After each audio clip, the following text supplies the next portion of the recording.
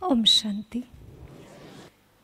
आज हम सबके बीच में जो सबका परिचय देने वाले, सबकी पहचान कराने वाले, खुद अपनी पहचान लिए, ऐसी हमारी मीठी आदरणीय इंदिरा बेन जी, जिनके लिए इतना कहूँ, सितारे से क्या पूछे, क्या है चमक आपकी, बाग में जाके फूल से क्या पूछूं, खुशबू क्या है तेरी। खुद ही अपनी खुशबू को लिए, खुद समाहित है अपने आप में। ऐसा जीवन आपने समर्पित किया है बाबा को और यज्ञ को।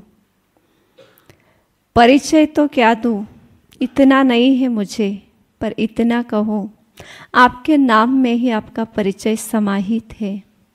सरस्वती है आपकी जिह्वा में, रूहानियत है आपके नैनों में। यही काफ़ी है हम सब के लिए। बेन जी वैसे महाराष्ट्र नागपुर से हैं और 98 में शायद आप यज्ञ में, मधुबन यज्ञ में आए हैं, इतना ही मुझे परिचय है। और रोज़ हम देख रहे हैं सबका इतना विस्तार से परिचय सुनाने वाले आज एक सुंदर विषय को लेकर हम सबके बीच में पधारे हैं। एक हाथ की ताली से हम इंदिरा बेन जी का बहुत बहुत स्वागत करते हैं। और आज का विषय सबको पता है कौन सा है? हाँ, 3 दिन पहले गया हो, बहुत बड़ा त्यौहार जन्माष्टमी का। तो पुनः एक बार रूहानी जन्माष्टमी की ओर चले और विषय पर प्रकाश डालते हुए सुनेंगे श्री कृष्ण का कालिया मर्दन वाला डांस। कौन सा वो डांस है तो मन से भी कराएंगी बेन जी और हमें उन तक ले जाएंगे। ओम शांति। ओम शांति। हम सब पिछले 3-4 दिन से भट्ठी में बैठे हैं, जिस भट्ठी का लक्ष्य है चलो संपन्नता की ओर। हाँ, हमें क्या बनना है? संपन्न, संपूर्ण बनना है। और हमारे बाबा सबसे पहले संपन्न और संपूर्ण बने, इसलिए हम दूसरे शब्दों में कह देते हैं हमें बाप समान बनना है। और वो बाप हमारे ब्रह्मा बाप जो है, जिनके समान बनने की हमारी भी सुंदर सी इच्छा है, लक्ष्य है, उद्देश्य है। जब पहले ही दिन इस ईश्वरीय विश्वविद्यालय के संपर्क में आते हैं तो हमें बताया जाता है मानव से देव बनना है। और फिर बाबा हमें कहते हैं तुम साधारण नहीं हो, तुम तो मेरे होवनहार देवताएं हो। तो वो जो देवताएं हैं उनमें सबसे पहला नंबर किसने लिया है? श्री कृष्ण ने। संगम युग का ब्रह्मा बाबा सतयुग का क्या बन जाएगा? First Prince Shri Krishna. और जिसके कारण ही वो सतयुग कृष्णपुरी भी कहलाएगा। और भक्ति मार्ग से ही विशेष करके बाबा कहते माताओं की इच्छा होती है कृष्णपुरी में जाने की।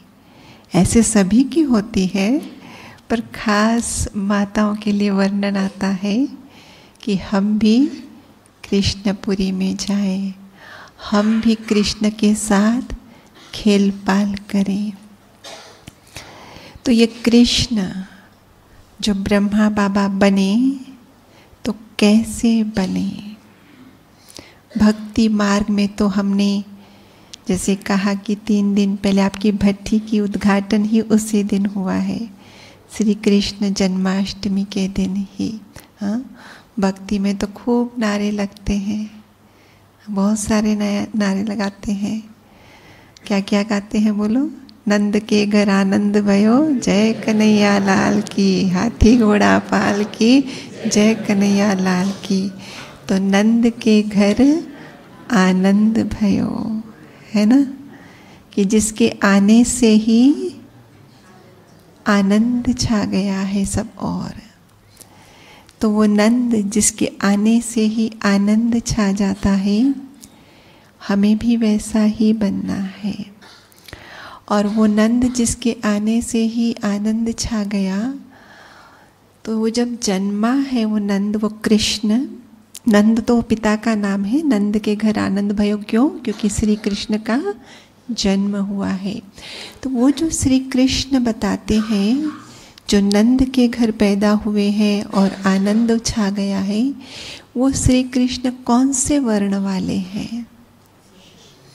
श्याम वर्ण वाले हैं, गौर वर्ण वाले नहीं है, श्याम वर्ण वाले हैं। और इसलिए वो जो श्याम वर्ण वाले कृष्ण है, बचपन से ही उसके पीछे नेगेटिविटीज़ का वार होता रहा, एक के बाद एक पहले पूतना, अभी छोटा सा ये दूध पीता बच्चा है, तो पूतना उस पर वार कर रही है। तो एक के बाद एक उसके पीछे लगे हुए हैं, लेकिन वो बखूब ही उनको परास्त करता है। कोई टेंशन में नहीं आता है, कोई चिंता में नहीं आता है, कोई घबराता नहीं है, लेकिन खुशी खुशी से अपनी स्थिति को ऊंचा रखते हुए, खुशनुमा स्थिति में रह के, वो आनंद को रेडिएट करते हुए इन निगेटिविटीज़ को, या जिसको कहे कि असुरों का वध करता है। तो क्या क्या नहीं आया उसके जीवन में, बहुत कुछ बातें आई, लेकिन आज हम विशेष कौन सी बात को लेंगे? कालिया मर्दन की बात लेंगे। ये भी एक लीला थी। तो हमको बाबा ने क्या कहा है कि श्री कृष्ण का एक नाम है श्याम सुंदर। और वो नाम क्यों पड़ा है श्री कृष्ण का ऐसा वाला, कि श्री कृष्ण पहले श्याम फिर सुंदर बने, और ये चक्र चलता ही रहता है। श्याम बनते हैं, सुंदर बनते हैं, फिर श्याम बनते हैं, फिर सुंदर बनते हैं, फिर श्याम बनते हैं, फिर सुंदर बनते हैं। यही बताया ना बाबा ने। तो श्याम क्यों बनते हैं और सुंदर कैसे बनते हैं, पहले ये समझना पड़ेगा। तो जैसे हमारे जीवन में जब बाबा आते, क्योंकि ये जो कालिया मर्दन कृष्ण के द्वारा किया गया है, क्या वो अकेला कृष्ण है जिसने वो किया है? जैसे बाबा कहते हैं ना कि क्या वो अकेला अर्जुन था जिसको श्री कृष्ण ने, माना भक्ति मार्ग के हिसाब से, क्या अकेले कृष्ण को वो गीता सुनाई गई है? नहीं। वो तो स्टोरी जब बनाएंगे तो उसमें एक दिखाएंगे, लेकिन वास्तव में बाबा कहते आप सब वो अर्जुन हैं जो भगवान से सच्ची गीता सुन रहे हैं। और उसी का यादगार भक्ति में इस रूप में दिखाया कि गीता का ज्ञान कौन सुन रहा है? एक अर्जुन सुन रहा है, परंतु है तो हम सब अर्जुन। ऐसे ही क्या सिर्फ एक कृष्ण ने कालिया मर्दन किया? हाँ, बेशक बाबा कहते हैं कि जो लक्ष्मी श्री कृष्ण श्री राधे हैं वो कोई एक ही आत्मा बनेगी ना, हम सब तो नहीं बनेंगे। हम सब बेशक देवी देवता बनेंगे, परंतु वो तो सीट रिजर्व हो चुकी है, लेकिन हम उनके समान तो बनेंगे ना। हाँ, उनके सखा तो बनेंगे ना। तो हमें भी तो वही कालिया मर्दन वाली डांस करनी पड़ेगी ना, है कि नहीं? तो इसीलिए ये समझना होगा श्याम सुंदर को, कि जब उसका जन्म हुआ है तो श्याम वर्ण का है, और जन्मते ही माँ यशोदा ने सिर पर मोर मुकुट लगाया है, और हम सभी जानते हैं पंख मोर का, मोर मुकुट किसका प्रतीक है? पवित्रता का प्रतीक है। और क्या कहा? श्याम वर्ण वाला कृष्ण है वो। तो ये कौन है? हम जब बाबा के पास आते हैं, आत्मा कैसी है? काली है या सांवली? बाबा कहते ना है तो काली, पर तुम्हारी लाज रखने के लिए मैं सांवला शब्द यूज करता हूँ। कहता है ना बाबा। तो बाबा शब्द जो सांवला यूज करता है वो लाज रखने के लिए, वरना तो तुम काले हो गए हो। लेकिन हाँ, एकदम से काले हम अभी बने हैं क्योंकि हम कलयुग के एंड में आकर बाबा को मिलते हैं। लेकिन हम सांवले कब से होना शुरू हो गई थी आत्मा? द्वापर युग से शुरू हो गया था आत्मा का सांवला होना। और वो सांवली होते होते होते कलयुग के अंत तक काली हो गई।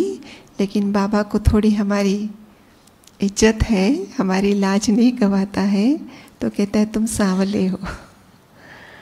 तो ऐसी सांवली आत्मा जब बाबा के पास आती है, हम ब्राह्मण बनते हैं, हमारा ईश्वरीय जन्म होता है। जन्मते ही हमें 2 वरदान मिलते हैं। कौन से बताओ? जो हम सब स्लोगन कहीं ना कहीं कार्ड में अपने सेंटर के गेट के सामने लिखते रहते हैं या बैनरों में लिखते हैं, योगी भव पवित्र भव।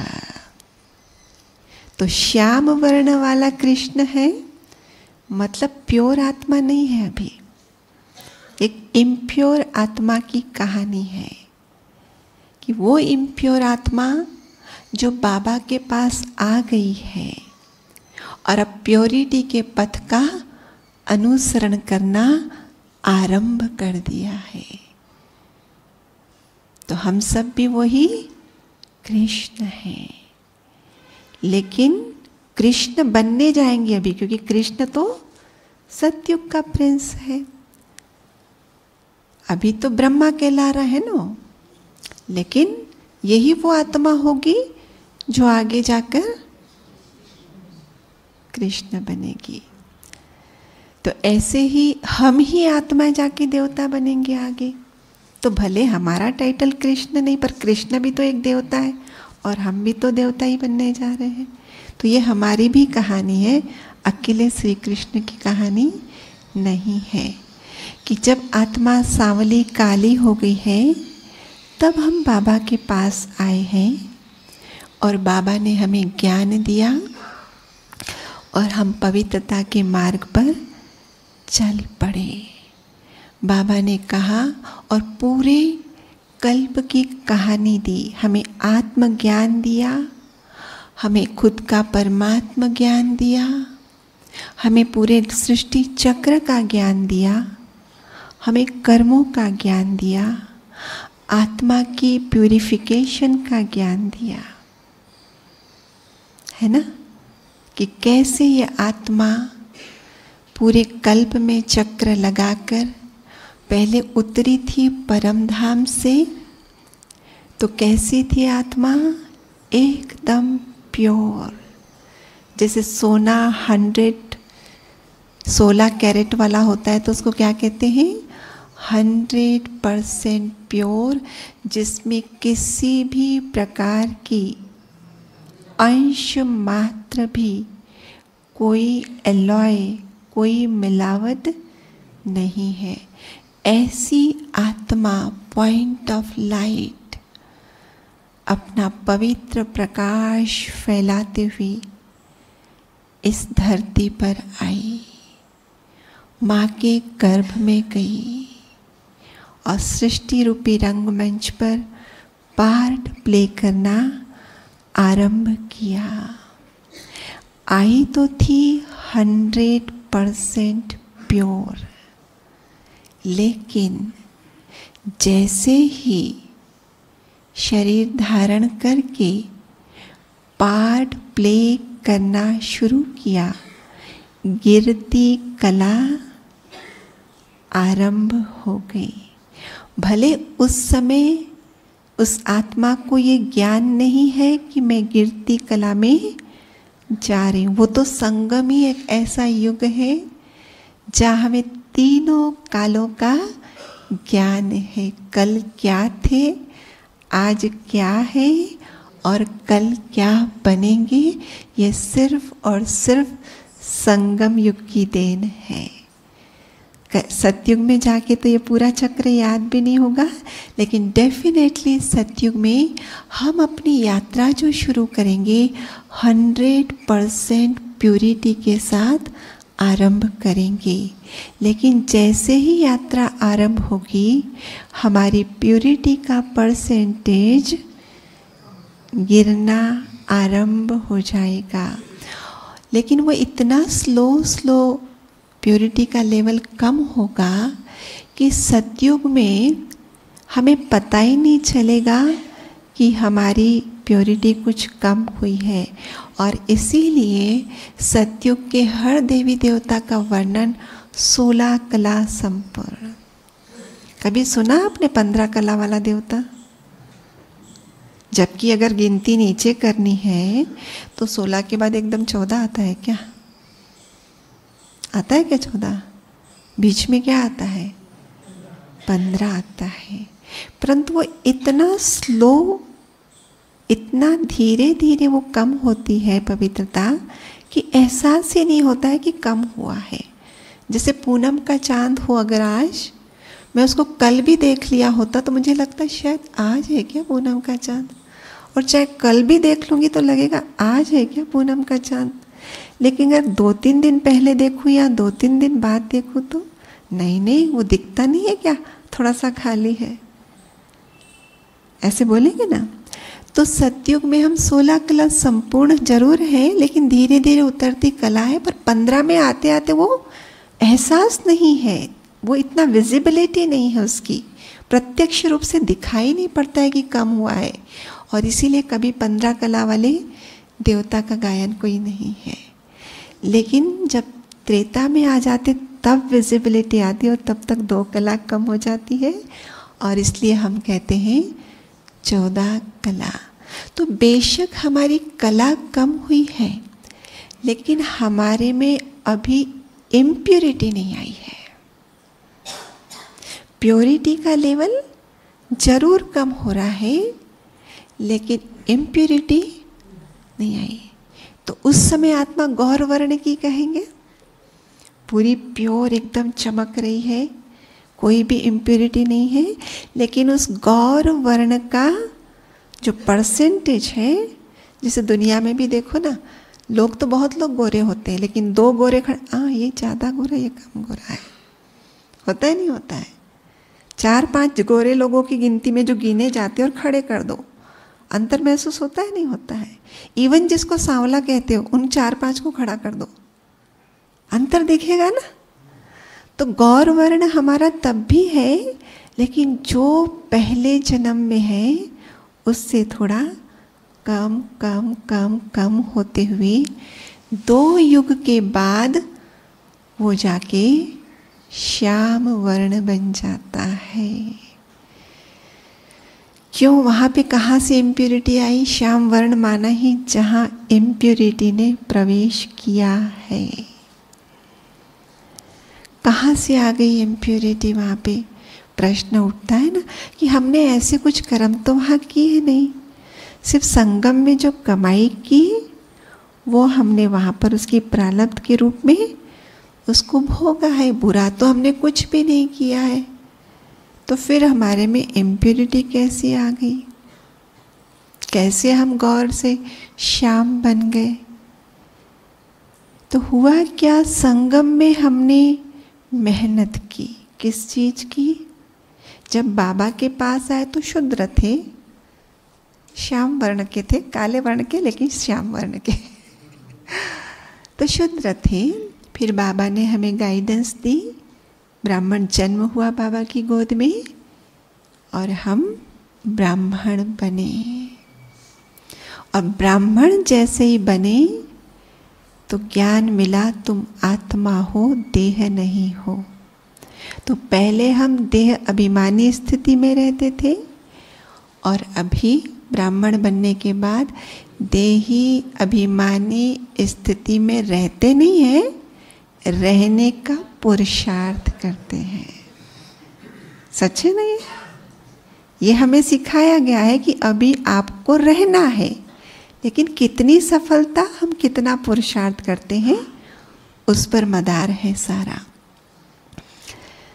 तो उस पर जो सारा मदार है, तो बेशक हर ब्राह्मण पुरुषार्थ कर रहा है और उस पुरुषार्थ में तीव्रता लाने के लिए इस भट्ठी जैसे प्रोग्राम का हम आयोजन करते हैं। क्योंकि एक होता है कि सूर्य की लाइट है, पड़ रही है सब जगह, रास्ते में कागज बिखरे पड़े हैं, जलते नहीं हैं, लेकिन लेंस रखो उसके ऊपर, सूर्य की किरणों को उस पर फोकस करो, कागज जल जाता है। ऐसे ही मंद मंद हवा चल रही है, हवा तो है ना, एकदम नहीं है ऐसे तो नहीं बोलेंगे ना, लेकिन कागज के टुकड़े जहाँ पड़े हैं वैसे ही पड़े हैं। लेकिन अगर आंधी आ जाए तो कागज के टुकड़े तो क्या पेड़ों को भी जड़ से उखाड़कर होता है ना। तो ये भट्ठी का आयोजन इसीलिए है कि ज्ञान और योग की आंधी, वहां तो जब हम रहते थे क्या कर रहे थे हम, एक क्लास मुरली क्लास सुन लिया, सवेरे योग कभी किया और कभी नहीं भी, है ना, सच्चाई है ना। ये कुछ कुछ होंगे जो नियम के पक्के होंगे, अन्यथा ऐसा होता है, कभी कर लिया कभी मिस हो गया, होता है ना। और फिर मुरली क्लास भी, मुरली तो अवश्य नहीं मिस करते होंगे क्योंकि वो दिन भर में कभी भी पढ़ लेते, और अमृत वेला का तो टाइम मिस हो गया पर मुरली का क्या है कि चलो अभी नहीं पढ़ी तो बाद में पढ़ ली। लेकिन वो करने के बाद भी फिर लौकिक जिम्मेवारियां भी तो निभा रहे हैं ना, तो वो थोड़ा सा डोज मिलता है फिर उसमें चले जाते हैं। तो वो ज्ञान भले सुना भी, लेकिन वो आंधी का काम नहीं करता है। वो योग भले किया भी, लेकिन वो लेंस वाला काम। लेकिन यहाँ पे जब भट्ठी में आए तो क्या है, बस ज्ञान सुनते रहो और योग करते रहो, ज्ञान सुनते रहो और योग करते रहो। और उस ज्ञान जो सुन रहे हैं, जो योग कर रहे हैं, उसमें सफलता मिले, उसके लिए कहा गया था मौन को धारण करें। उसके लिए कहा गया था अंतर्मुखी रहें। क्योंकि जब तक मौन नहीं धारण करेंगे, जब तक बाह्य मुक्ता से नहीं हटेंगे, जब तक अंतर्मुखी नहीं बनेंगे, अंदर जो इम्प्योरिटी आई है ना द्वापर से, वो मिटा नहीं सकेंगे। तो यहाँ पे हम अभ्यास कर रहे हैं, तो रोज घरों में सेंटरों पे रहकर अभ्यास करते हैं। बीच बीच में ऐसे भट्ठी सेंटरों पे भी रखती होंगी हमारी बहनें, और ये मधुबन के वातावरण में भी। तो इससे क्या होता है, जो हमारा अभ्यास है देही अभिमानी बनने का, सोल कॉन्शियस बनने का, उसमें थोड़ी सी परसेंटेज में वृद्धि होने लगती है। और वृद्धि होते होते होते संगम भी खत्म हो जाएगा ना। तो वही हमारी फाइनल स्टेज होगी कि हमारा सोल कॉन्शियस स्टेज संपूर्णता पर पहुंचा। और फिर वही सतयुग में आएंगे तो नेचुरल, वहाँ सोचेंगे नहीं कि देह अलग है और आत्मा में अलग हूँ, पर यहाँ जो अभ्यास किया वो नेचुरल, वहाँ अभ्यास नहीं चल रहा है लेकिन नेचुरल जी रहे हैं। कैसे? लट्टू खेला है बचपन में, लट्टू खेला है ना सभी ने। भौरा, भौरा होता है और रस्सी होती है, और ऐसे क्या बोलते हैं, बप्पेड़ो, चाहे नाम कुछ भी दो लेकिन समझ गए ना। तो क्या होता है, वो लपेटते हैं रस्सी को और चलाते। जब पहली बार चलाते तो अच्छा से चलता है, जो जिसने बहुत चलाया वो हमारे सामने चलाता, उसको देखते क्या बढ़िया चल रहा है, मैं भी चलाऊंगा ऐसे। हम प्रयास करते हैं तो उस प्रयास में थोड़ा सा अच्छा होता है, थोड़ा गिर जाता है, थोड़ा अच्छा होता है, लेकिन मैं भी उसके जैसे चलाऊंगा जरूर। प्रयास को कंटिन्यू करते हैं और एक दिन आता है हमारा भी भौरा इतना बढ़िया चलता है। और जब वो चलता है ना बढ़िया, वो इतना फास्ट होता है कि आपको पता भी नहीं चलता है कि चल रहा है, पता भी नहीं चलता है कि वो चल रहा है, लेकिन चल रहा होता है।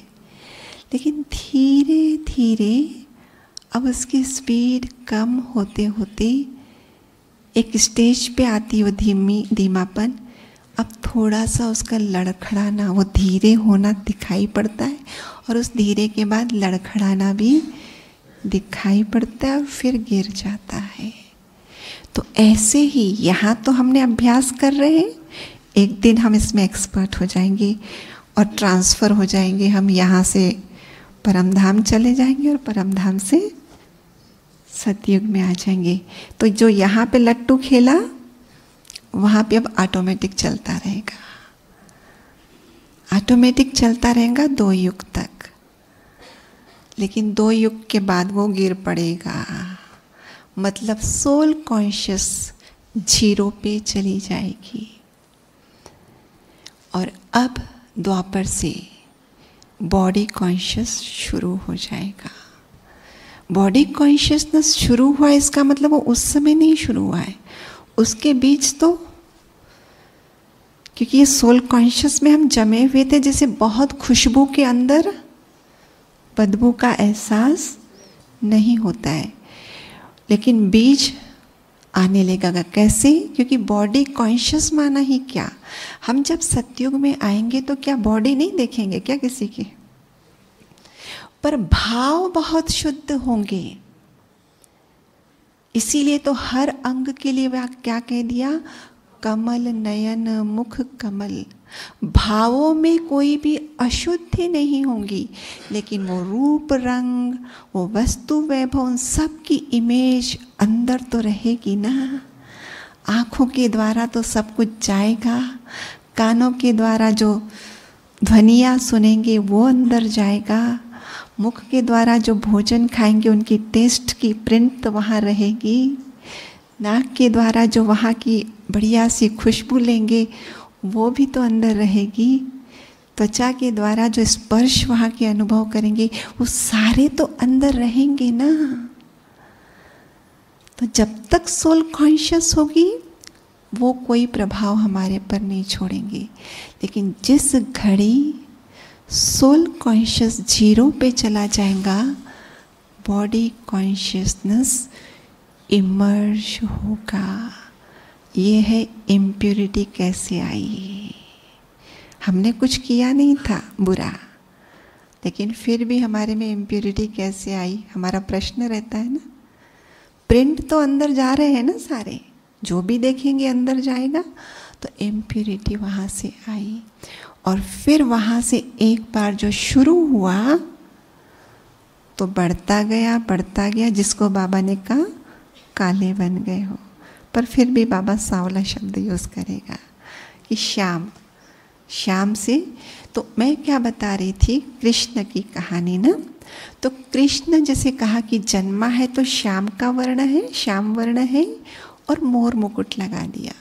तो ये जो कहानी है उस आत्मा की कहानी है जो पहले सांवली थी, मतलब शूद्र थी, और फिर बाबा के पास आई है, और बाबा ने 2 वरदान दे दिए हैं, योगी भव पवित्र भव, वो मोर मुकुट दिखा दिया, और उस रास्ते पर हम चल पड़े हैं। और धीरे धीरे ज्ञान योग के माध्यम से अंदर में बॉडी कॉन्शियसनेस के कारण वस्तु वैभव की जो प्रिंट है, रूप रंग की जो प्रिंट है, और फिर जो अंतर में पहले तो सिर्फ हमको ये पता था हम रोल कर रहे हैं, हम एक्टर हैं, रोल प्ले कर रहे हैं। लेकिन द्वापर के बाद तो सोल कॉन्शियस जीरो माना हम तो यही भूल गए कि हम कोई एक्टर है, हम तो इसको ही सब कुछ समझने लगे, जबकि ये कॉस्ट्यूम पहना हुआ है। तो फिर अंतर महसूस होने लगा। पहले तो क्या था, फिल्म में हर एक को रोल डिफरेंट मिलेगा तभी तो अच्छा लगेगा ना, लेकिन बाद में नहीं, वो मेरे से बड़ा क्यों है, मैं छोटा क्यों, उसके पास संपत्ति ज़्यादा है मेरे पास कम क्यों, उसका बंगला अच्छा है मेरे पास क्यों। तो क्या होने लगा, कंपैरिजन, कंपटीशन, क्रिटिसिज्म। बाबा ने कहा ना, बॉडी कॉन्शियसनेस मूल है सभी विकारों का। तो उसके कारण अहंकार की, जैसे कहा ना, वो क्यों बड़ा, हर एक को लगता है मैं सबसे सर्वश्रेष्ठ हूँ, अगला चाहे कितना भी श्रेष्ठ है पर उससे ज़्यादा मैं हूँ। अहंकार तो इसी को कहते हैं ना, अपने जैसा किसी को नहीं समझता है वो, इसी को बोलते हैं ना अहंकार। खुद थोड़े से पैसे क्या कमा लिए इसने, थोड़ी सी पोजीशन, अपने जैसा किसी को समझता ही नहीं है, जैसे कि वही सब कुछ है। तो अहंकार माना अपने जैसा नहीं, हर दूसरे को अपने से कम आंकना। और चूंकि मैं सबसे ऊंचा हूं, इसलिए मैं जो कहूंगा मेरी वो बात जल्दी मान लीजिए, और अगर मानी तो ठीक, और नहीं मानी तो गुस्सा, नहीं तो गुस्सा, और अगर मान भी ली तो लोभ, फिर और चाहूंगा ना कि मेरे को और चाहिए और चाहिए। तो इस प्रकार से हमारे अंदर विकारों की प्रिंट, विकार आने लगे। तो अब ये जो कालिया नाग दिखाया क्या उसने, कि गेंद खेल रहे हैं यमुना के तट पर, सखाओं के साथ गेंद खेल रहे हैं, खेलते खेलते गेंद कहाँ चली गई, हाँ, और वो तो ये गेंद खेलना क्या है असल में, हाँ, गेंद खेलना असल में क्या है, कि गेंद माना आत्मा का प्रतीक, पॉइंट ऑफ लाइट है ना, गेंद माना गोल, तो और खेलना माना कि सतयुग से परमधाम से उतरे, कौन सा गेम खेल रहे, क्योंकि गेम जो खेल रहे थे ना गेंद का, उसमें क्या था, throw and catch, throw and catch, throw and catch, मैं फेंक रहा हूँ कैच करो, मैं फेंक रहा हूँ आप कैच करो। तो ये वास्तव में किस बात का प्रतीक है, कि आत्मा आती है, एक शरीर धारण करती है, फिर छोड़ती है, फिर दूसरा लेती है, फिर छोड़ती है, फिर दूसरा लेती है, फिर छोड़ती है, फिर दूसरा लेती है। तो ये गेम हमने खेला, और ये गेम खेलते खेलते, गेंद वाला गेम, गेंद चला गया यमुना नदी में। और यमुना नदी में जाने का मतलब है आँखों से ओझल हो जाना। तो 2 युगों तक तो सोल कॉन्शियस भले प्रैक्टिस नहीं कर रहे थे, पर नेचुरल तो थी ना वो, तो गेंद मतलब एहसास था। लेकिन द्वापर में आके वो पॉइंट ऑफ लाइट में सोल हूँ, वो टोटल ही हमारे बुद्धि से बात ओझल हो गई, गुम हो गई टोटली हमारी। और फिर गिरी भी तो कहाँ गिरी है बोलते हैं, यमुना नदी तो बहुत बड़ी है ना, तो यमुना नदी के भी उस घाट पर गिरी है जहाँ पर कालिया रहता था, जिसको नाम दिया था काली दह। और वो कालिया कितने फनों वाला था, सैकड़ों भी बोलते, क्योंकि कहानियाँ तो बनाई गई है ना प्रतीकों के रूप में, तो कहीं 5 बताते हैं, कहीं सैकड़ों बताते हैं, कहीं 1000 भी क्योंकि फिर कथाकारों ने धीरे धीरे अपने अनुसार भी क्या करना शुरू कर दिया, मोल्ड कर दिया। लेकिन शुरुआत तो द्वापर में लिखे गए ना, तो थोड़ा थोड़ा कथाकारों ने भी क्या कर दिया, थोड़ा सा बाबा कहते हैं ना, कुछ कुछ मिला दिया। तो कहीं कुछ पर बताते हैं कि उसको फन एक नहीं है, एक से ज़्यादा है। तो वास्तव में गेंद का नदी में गिरना और फिर वो कालिया से उसके लिए वहाँ जंप मारना, इसका भाव क्या है कि गेंद चली गई थी, हमको उसका होश भी नहीं था, लेकिन बाबा ने आके बताया कि तुम एक आत्मा हो, पॉइंट ऑफ लाइट हो। अब हम अभ्यास करने जाते हैं एक आध बार तो वो गेंद माना वो पॉइंट ऑफ लाइट दिख जाती है और फिर ओझल हो जाती है। तो कहाँ ओझल हो जाती है? अंदर भी एक यमुना नदी बह रही है, अंदर भी एक यमुना नदी बह रही है। कौन सी नदी? माना ही क्या होता है? जब पानी बह रहा है। नदी माना ही जहाँ पानी बह रहा है। और अगर जहाँ किरणें बहती हो तो उसको क्या कहेंगे? किरणों की नदी, यही बोलेंगे ना, और क्या कहेंगे? ये नदी जो देखी हुई है उसमें सतत क्या बह रहा है? पानी। और कहीं सतत किरणें बहती रहती हो तो उसको क्या बोलेंगे? किरणों की नदी। पर होगी तो नदी ना। नदी माना ही जहाँ सतत कुछ बह रहा है। अब जब हम आत्माएं इस धरती पर आई तो आत्मा क्या चीज़ है, मन क्या चीज़ है, चित्त क्या चीज़ है, हमें थोड़ा समझना पड़ेगा। हम शब्द यूज़ करते हैं ना, मन, न मन में न चित्त में। तो मन अलग है, चित्त अलग है या एक ही है? बात न मन में थी न चित्त में थी। चित्त की शुद्धि करो। हम सत चित्त आनंद बोलते, सत मन आनंद बोला है क्या कभी हमने? अगर दोनों एक है तो हम बोल सकते ना सत मन आनंद। जैसे हम बोलते ना शिव शंकर के लिए, कभी शंकर रात्रि बोला है क्या? शिवरात्रि बोला तो माना दोनों में कुछ तो फर्क होगा ना। क्या फर्क है मन और चित्त में? हाँ? जिसको कहते हैं ना ऊपरी मन और बाह्य मन या आंतरिक मन, या ऊपरी मन या निचला मन, ऐसे ही बोलते ना, लोअर माइंड अपर माइंड, या जिसको कहते हैं कॉन्शियस माइंड सबकॉन्शियस माइंड, ऐसे ही कहते हैं। या फिर और अगर सरल कर दूं तो जैसे कहा ना, आजकल सभी व्हाट्सएप यूनिवर्सिटी में पढ़ाई करते हैं, गूगल यूनिवर्सिटी में पढ़ाई करते हैं। तो स्क्रीन पर जो लिखा है वो ऊपर दिख रहा है, लेकिन एंटर करा, सेव किया तो फाइल सेव हो जाएगी ना, अंदर चला जाएगा ना। इतना सब सुन रहे अभी यहाँ पे है, अब भी जो पॉइंट सुन रहे हो अभी यहाँ पे है, लेकिन दूसरी पॉइंट सुनेंगे तो पहली वाली पॉइंट कहाँ चली जाएगी? ओझल हो जाती है, नहीं होती? हाँ, होता है ना ऐसा। स्कूल में भी पढ़ते हैं तो क्या बोलते हैं? आगे पाठ पीछे सपाट। साल भर तो पढ़ाई किया ना, फिर लास्ट में क्या होता है? पूरा याद आता है? नहीं आता है। लेकिन रिवीजन करते हैं तो कहाँ से रिवीजन? ना अंदर पड़ा है, स्क्रीन पे नहीं है। अंदर स्टोरेज में पड़ा है, वो स्टोरेज चित्त है। और बाहर जो स्क्रीन पे आता है वो मन है। ठीक है ना? तो ये हमारा जो चित्त है, इस पे वो जो कहा ना, सतयुग से जो हम धरा पे आ गए, अंदर एक के बाद प्रिंट गई है, और फिर द्वापर से तो बॉडी कॉन्शियस वाली, तो विकारों की वहाँ पे बहुत क्या हो गई है? कालीमा जमा हो गई है। विकार भी माना क्या? इच्छा ही तो है ना, मैं सबसे सर्वश्रेष्ठ हूँ, सबने मुझे तो ये भी तो एक इच्छा है। क्रोध, मेरी बात मानो, तो मेरी बात मानो, ये भी तो एक इच्छा है ना।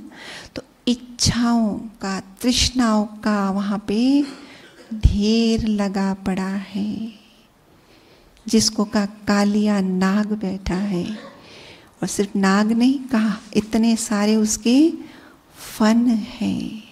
और फन माना ही जो ऊपर उठाता है। तो इतनी सारी जो अंदर इच्छाएं भरी पड़ी है ना कभी कोई इच्छा ऊपर उठ के आ जाती है। हम योग में बैठते हैं, क्या होता है? क्या होता है? क्या होता है? आती है कुछ कुछ बातें यादें? तो उसमें यही बताया कि गेंद गिरी नदी में, और पता था पहले जो ग्वाल बाल खेलते थे और गेंद जब जाती थी तो जैसे जैसे निकट जाते थे कि लेके आए तो वहीं पर बेहोश हो जाते थे।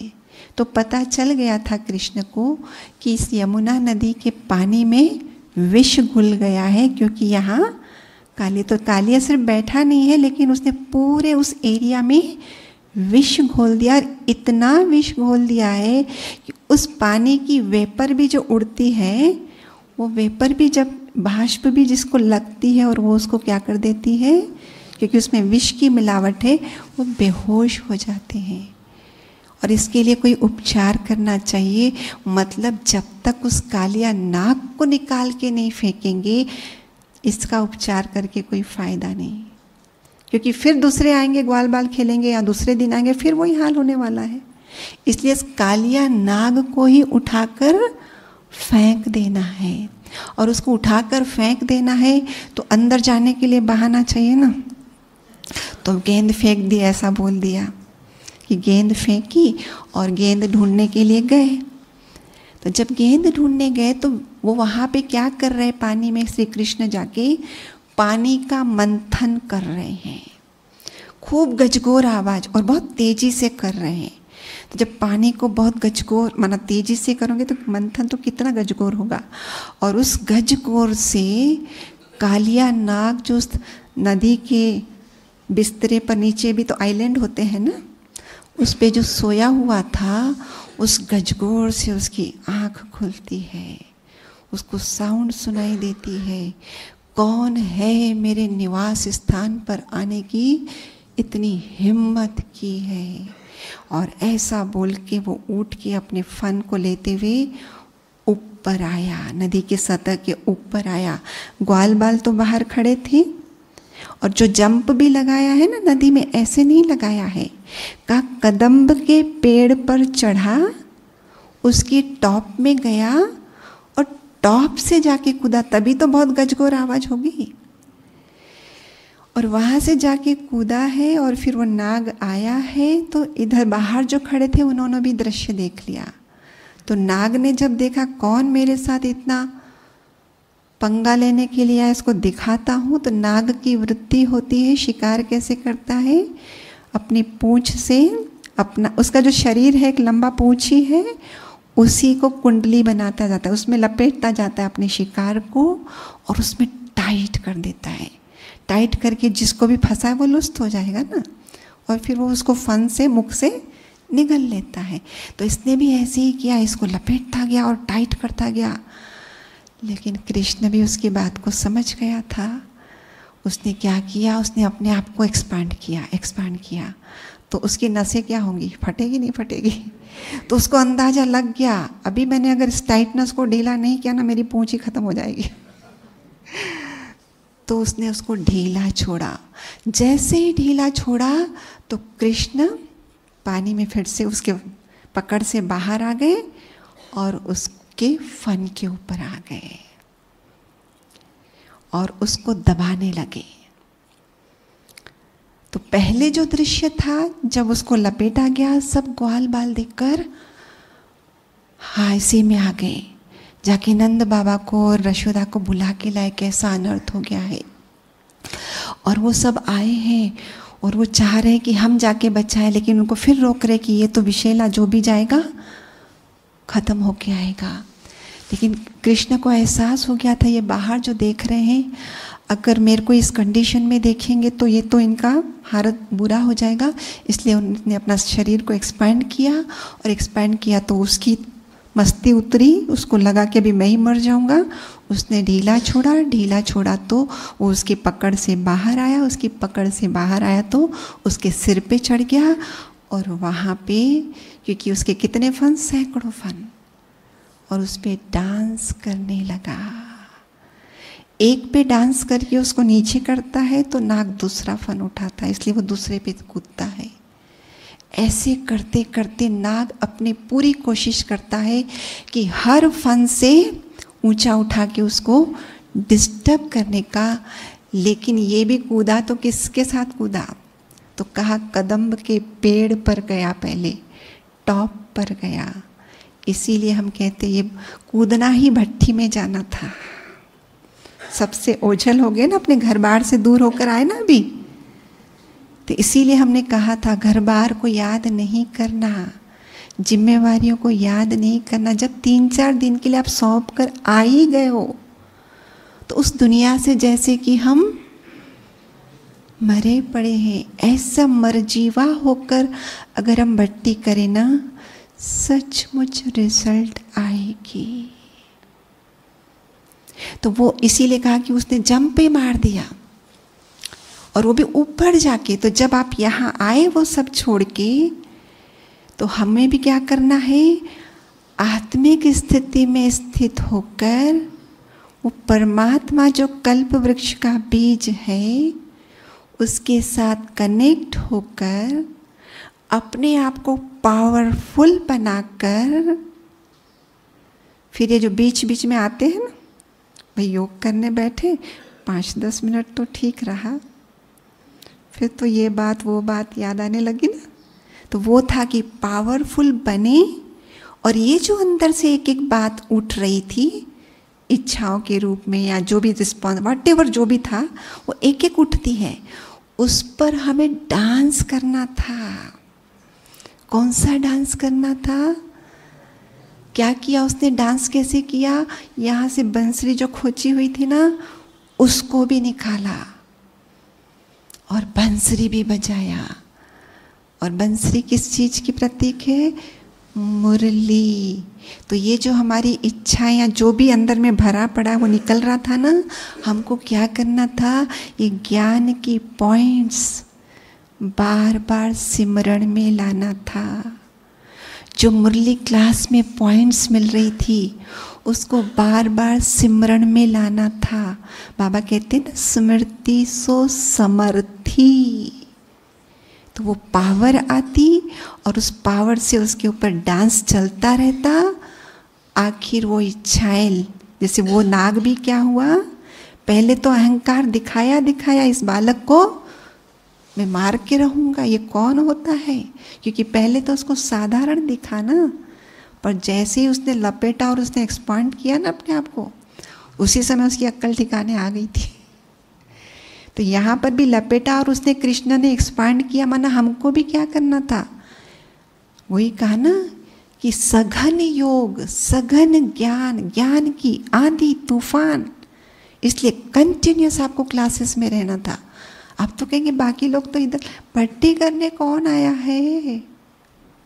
आप आए हैं ना, इसलिए आपका कर्तव्य है कि इस ज्ञान की आंधी के अंदर चलूं, उस कंटिन्यूसली उस योग, उससे कन्वेंस लेंस माना एकाग्रता पूर्वक बैठकर योग करूं। चलता फिरता तो हम वहाँ भी कर रहे थे ना, ऐसे बैठक वाला नहीं मिल रहा था ना टाइम, क्योंकि जिम्मेदारियां भी बहुत थी ना। पर यहाँ क्या थी जिम्मेवारी? कुछ भी नहीं थी जिम्मेवारी। तो इसीलिए तो आपका टाइम टेबल ऐसा सेट किया था कि 4 धाम अलग करो और फिर यहाँ पर बैठकर परम धाम भी जाओ। वो एकाग्रता वाला योग, क्योंकि बाबा कहते हैं पावरफुल याद वो याद है जिसमें मन, बुद्धि, दिल और शरीर चारों में स्थिरता हो। चारों में स्थिरता, वो पावरफुल योग। तभी तो डिटैच हुए ना हम बॉडी से, नहीं तो बॉडी के भान में तो है ही ना। एक होता है देह अभिमान और एक होता है देह भान। समझ में आ रही है ना बात? तो उस भान में तो है ही फिर हम। तो इसीलिए ये थोड़ा सा टाइम वहाँ 4 धाम के लिए अलग दिया था और यहाँ पर भी अलग दिया था कि वो भी योग करो और यहाँ पे भी योग करो बैठ के, और फिर ज्ञान सुनो, फिर योग, विश्राम, ईश्वर भजन और भोजन 2 ही काम, और कुछ नहीं। तो उससे हमारी ताकत बढ़ती, माना हम भी शक्तिशाली बने। वो था कृष्ण ने अपने आप को फैलाया। हमने ज्ञान को भरा ना, भंडार को भरते गए ना, स्टोर जो ज्ञान का स्टोर था उसको फैलाया ना, योग से जो ऊर्जा बढ़ते उसको फैलाया, भरा ना। तो वो जो सांप है इच्छा रूपी, विकार रूपी, जो एक एक करके उठते हैं, वो आखिर क्या करते? हारते। तो जब उस सांप ने देखा अब मेरी पूरी शक्ति चली गई है, मैं और सिर ऐसा नहीं कर पाता हूँ, फिर तो अंदर से खून की उल्टियाँ निकली उसकी, अर्थात जो भी विष भरा था सारा निकल गया। और वो जो जिस पर वो डांस कर रहा था कृष्ण, जनरली जब कोई भी नृत्य करता है तो जिस प्लेटफॉर्म पर करता है वो स्थिर होता है, स्थिर होता है ना। नहीं तो कई लोग इसलिए कहते हैं ना, नाचना आवे आंगन टेढ़ा। नाचना तो खुद को नहीं आ रहा था और दोष दे दिया आंगन को कि वो टेढ़ा मेढ़ा था ना, क्योंकि नाचने के लिए सपाट होना जरूरी था। लेकिन यहाँ कृष्ण कहाँ डांस कर रहा था? सपाट था क्या उसका आंगन? जिस प्लेटफॉर्म पे वो नाच रहा था सपाट था क्या? टेढ़ा मेढ़ा। वो एक नीचे दब रहा है तो दूसरा ऊपर उठ रहा है, फिर एक नीचे दब रहा है तो फिर दूसरा ऊपर उठ रहा है। तो हम जो शिकायत करते हैं ना, बहन जी जीवन में ये बात है वो बात है, वो जब तक ठीक नहीं होगी कैसे हम एकाग्र होके बैठेंगे योग में? करते हैं ना शिकायत। पहले ये तो बाबा मेरी ठीक कर देना बात। पर ये लर्निंग कृष्ण लीला कालिया मर्दन की कि बाबा हमको क्या करते, बच्चे तुमने कल्प पहले भी किया है तो इस कल्प में करना कौन सी बड़ी बात है? जो काम पहली बार करते हैं वो थोड़ा दिक्कत वाला होता है, लेकिन हमने कल्प पहले भी तो किया है ना। तो याद रखना इस दृश्य को, प्लेटफॉर्म सपाट नहीं है, सिर्फ ऊंचा नीचा नहीं है, वो भी मूवमेंट है उसमें भी। एक टेढ़ा होना अलग, पर वो भी खुद हिल रहा है, प्लेटफॉर्म खुद हिल रहा है। तो हमारे साथ यही होता है ना बहन जी। लड़के का भी 12th में फेल हो गया, ये डिवोर्स हो गया, ये केस चल रहा है। अब वो सारी बातें नहीं याद आएंगी बहन जी, आप बोलो कैसे मैं बैठूंगा याद करने के लिए? तो ये सब बातें जो हमारे जीवन की है, ये था मोमेंट वाला प्लेटफॉर्म। लेकिन कृष्ण ने डांस किया किस बलबूते पर? बंसरी के बलबूते पर। वो जो कदम के पेड़ पर चढ़कर मतलब परमात्मा से पहले कनेक्ट हुआ है, पावर भरी है, और फिर वो पावर भरने के बाद भी जैसे कहा ना योग में बैठे तो फिर बीच बीच में उठता है, तो उसको फिर बंसरी बजाई। और बंसरी बजाई मना मुरली का एक एक पॉइंट स्मरण में ला ला कर वो जो हमारे उठ रहे थे इच्छाओं की और ऐसे वैसे संकल्प, उनको परास्त कर दिया। और जब परास्त कर दिया तो उसमें बताते हैं कि फिर उसने समर्पण कर लिया। तो कालिया नाग के अहंकार से समर्पण तक की यात्रा।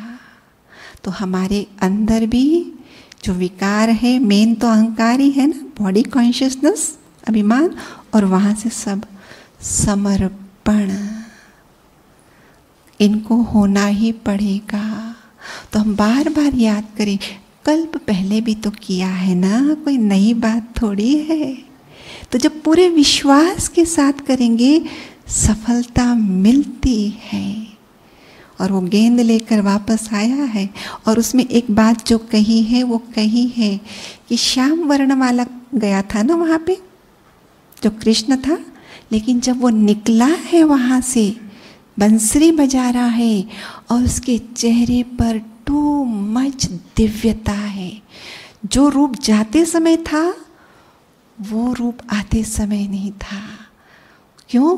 क्योंकि वो विष निकाल के फेंक दिया ना। जब विष निकाल के फेंक दिया तो दिव्यता आ गई ना। तो ये है कृष्ण के कालिया मर्दन की डांस।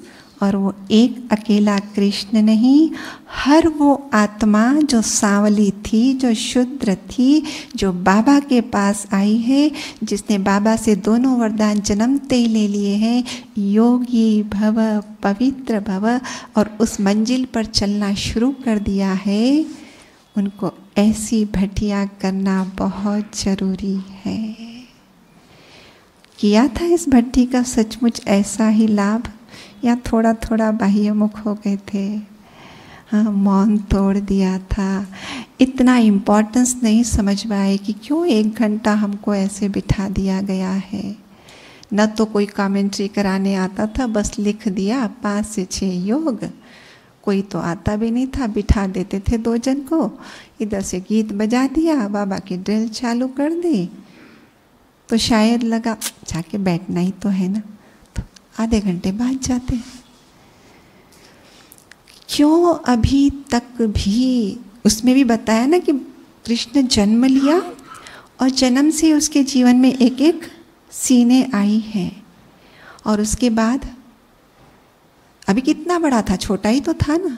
तो हम भी अभी चाहे जन्म लिया है ज्ञान का, चाहे हम 5 साल के बच्चे हैं बाबा के, चाहे हम 10 साल के बच्चे हैं, हमको अपनी खोट तो नशा चढ़े इस मंत्र को पक्का करना है, न कि हर बार कोई बाहर से कमेंट्री दे। तो जब बाहर से भी कोई कमेंट्री देगा ना, तो उस समय तक तो ठीक है, और फिर लेकिन अगर मैंने खुद ही एक अभ्यास चालू किया होता तो शायद पहली बार में वो थोड़ा डिफ़िकल्ट लगता, फिर दूसरी बार, तीसरी बार, फिर तो मेरा संस्कार बन जाता ना, वो फिर तो मेरा संस्कार बन जाता ना। तो कोई भी जब नई चीज़ सीखते हैं तो टोटली फोकस्ड रहना पड़ता है, ऐसे ही होता है ना। तो टोटली फोकस्ड रहने के लिए तो 3-4 दिन यहाँ मिले। तो भले ही शायद न भी समझ में आया हो कि टाइम टेबल भट्टी का ऐसा क्यों है, क्यों इतना टाइम हमें योग के लिए दिया है विदाउट कमेंट्री के, सिर्फ ऐसे ही गीत बज रहे हैं, क्योंकि अपनी घोट तो नशा चढ़े। खुद को चिंतन करना है ना, खुद को चिंतन करना है। आपके बदले मैं अगर पेट दर्द की गोली खाऊं, मैं टच भी करा दूं आपके पेट को, नहीं होगा ना। तो इसमें नहीं रह जाएं कि कमेंट्रियाँ सुनते रहेंगे, नहीं। और इसीलिए किस प्रकार का योग था, थोड़ा बजेगा फिर साइलेंट। वो योग करो जिस समय, तो वो भाव में हम खो जाते हैं, और जैसे ही बंद हो गया तो बातें उठना शुरू हो गई। ऐसा ही होता है ना। तो वो नाग फन उठा रहा था, लेकिन बंसरी बजाओ, ज्ञान का चिंतन करो, जो मुरली में सुना, जो यहाँ सुना, प्रॉमिस करो बाबा से, बाबा आपके साथ मैं योग भट्टी करने बैठा हूँ, आपके इस वरदानी भूमि में, शक्तिशाली भूमि में। ये वो स्थान है जहाँ बाबा की पधरामणि कितनी बार हुई है, और आप मेरे साथ हैं। आपने कहा है मुझे यूज़ करो, बाबा मैं आपको यूज़ कर रहा हूँ, आपको मुझे सफलता देनी होगी। पत्र क्यों कह रहे थे बार बार लिखो, यही जो बातें योग में आ रही होगी या कुछ और याद आ जाता होगा, जाके बाबा को दो। ऐसे ही नहीं हम बोल रहे थे कि बार बार बाबा को पत्र लिखना, 4 धाम की यात्रा करना, योग में आके बैठना, ऐसे ही नहीं कह रहे थे हम।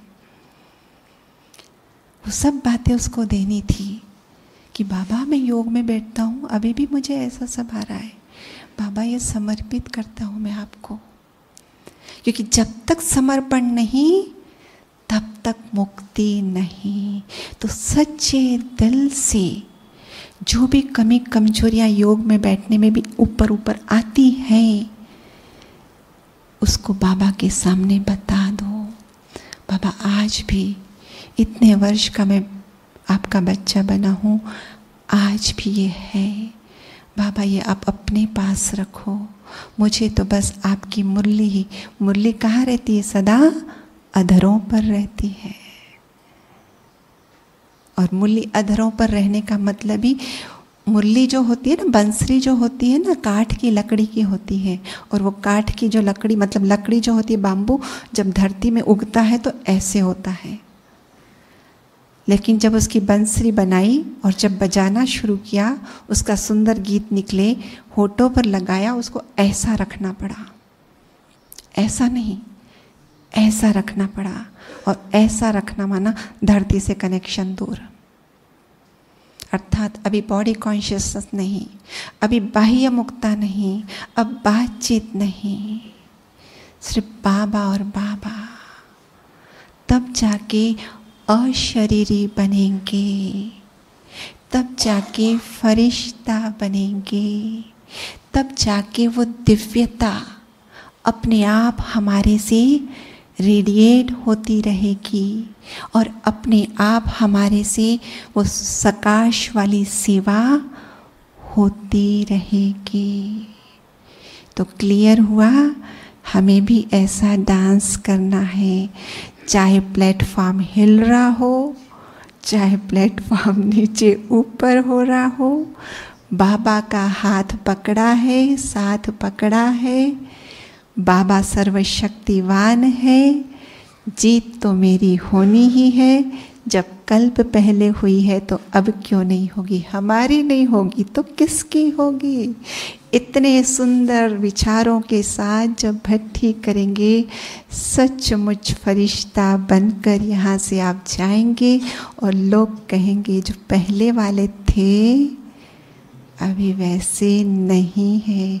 इनके व्यवहार में, इनके वाणी में, इनके कर्म करने के तरीके में अब अंतर आ गया है। जो पहले दिन कहा था ना हमने, नियर डेथ एक्सपीरियंस, जो भी करता है और वहाँ से जब निकल के आता है बदला हुआ जीवन जीता है।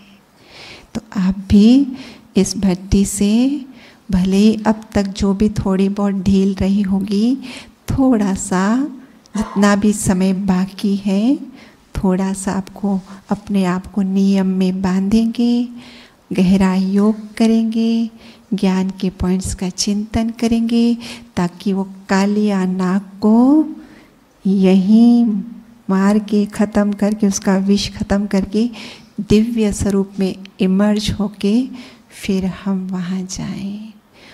ओम शांति।